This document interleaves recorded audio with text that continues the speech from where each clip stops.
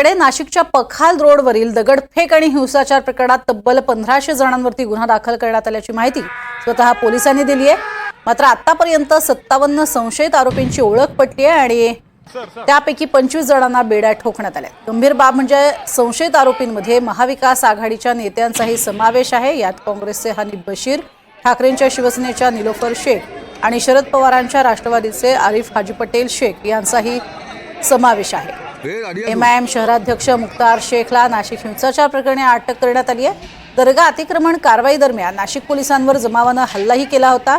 यात 21 पोलीस अधिकारी कर्मचारी जखमी झाले, तर 25 ते 30 वाहनांचंही प्रचंड नुकसान झालं आणि त्यामुळेच अश्रुधुराच्या नळकांड्या या पोलिसांना फोडाव्या लागल्या।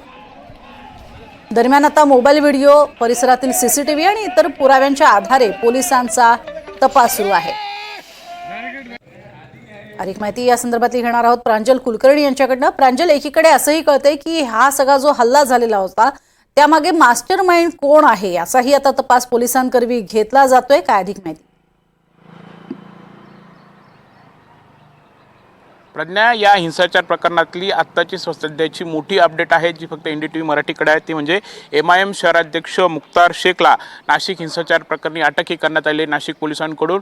तर ते एक मोठी घडामोडी म्हणावी लागणार आहेत, कारण आपण जर बघितलं तर नाशिक पोलिसांनी आत्तापर्यंत जवळपास 1500 अज्ञातांविरोधात गुन्हा हा दाखल केलेला आहे। यामध्ये 57 संशयित आरोपी निष्पन्न झालेले आहेत आणि यामध्ये महाविकास आघाडीशी संबंधित असलेले नेते कार्यकर्ते यांचा समावेश आहे। आपण जर बघितलं तर काँग्रेसचे अल्पसंख्याक विभागाचे पदाधिकारी हनीफ बशीर, ठाकरेंच्या शिवसेनेचे निलोफर शेख आणि शरद पवार गटाशी संबंधित असलेल्या आरिफ हाजी पटेल शेख यांचा यामध्ये समावेश करण्यात आलेला होता। त्यामुळे कुठेतरी राजकीय वातावरण देखील तापण्याची चिन्ह आहेत आणि दरम्यान यांच्यावरती गुन्हा दाखल झालेला होता आणि हे सर्व काही घडामोडी सुरू असतानाच MIMच्या शहराध्यक्षाला देखील अटकही करण्यात आल्यामुळे कुठेतरी आता निश्चितच हा चर्चेचा विषय ठरलेला आहे।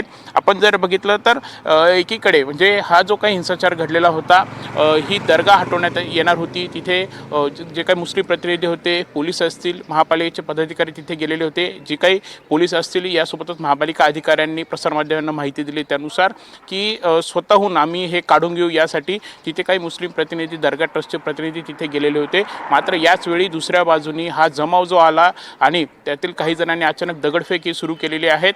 पोलिसांनी या प्रकरणी तब्बल 1500 जणांवरती गुन्हा दाखल केला आहे। त्यामुळे या जो जमाव होता त्या जमावाची नक्की संख्या ही किती होती ही आकड्यात सांगणं सध्या तरी अवघड आहे। मात्र एकंदरीतच या प्रकरणी आता नाशिक पोलीस ॲक्शन मोडवरती आलेले आहेत। जवळपास आत्तापर्यंत 25 ते 30 जणांना अटकही करण्यात आलेली आहेत। यासोबतच त्यांच्या जवळपास 70 दुचाकी देखील ताब्यात घेण्यात आलेल्या आहेत। यामध्ये आपण जर बघितलं तर पोलिसांना हा देखील संशय आहे की यामध्ये बाहेरील काही लोकांचा देखील समावेश आहे का, त्या दिशेने देखील तपास सुरू आहेत। यासोबतच यामध्ये जे 2-3 दिवसापूर्वी पोलिसांना कुठेतरी काहीतरी हालचाल होणार आहेत असा संशय होता, त्या दृष्टीने पोलीस बंदोबस्त देखील वाढवण्यात आलेला होता। त्यामुळे हा पूर्वनियोजित कट होता का, याचा मास्टर माइंड नक्की कोण आहेत याचा देखील तपास जो आहे तो सध्या पोलीस करतायत। काही मोबाईल व्हिडिओ, तिथले स्थानिक CCTV फुटेजेस यासोबतच सायबर पोलीस देखील काही तांत्रिक पुराव्यांच्या आधारे हा सर्व तपास करतायत, पुरावे गोळा देखील करण्याचं काम हे सुरू आहे। मात्र एकंदरीतच हे सर्व काही आरोपी ताब्यात घेत असतानाच, पुरावे गोळा करण्याचं काम सुरू असतानाच आता काही राजकीय पदाधिकाऱ्यांचा देखील समावेश यामध्ये होत असल्यामुळे कुठेतरी निश्चितच यामुळे आता राजकीय वातावरण देखील तापण्याची ही चिन्ह आहेत। आता नाशिक पोलीस कसा यामध्ये तपास करतायत, अजून कोणाकोणाची यामध्ये नावही येत आहेत हे पाहणं आता महत्त्वाचं ठरणार आहे। प्रज्ञा, नक्कीच। आणि वारंवार आरोप होत असतो की फडणवीस सरकार आल्यानंतर अशा स्वरूपाच्या दंगली उसळत असतात आणि त्या अनुषंगाने पोलिसांचा तपास सुरू झाल्याची माहिती सुद्धा सध्या समोर येते। तुर्तास धन्यवाद या संपूर्ण सविस्तर माहितीसाठी।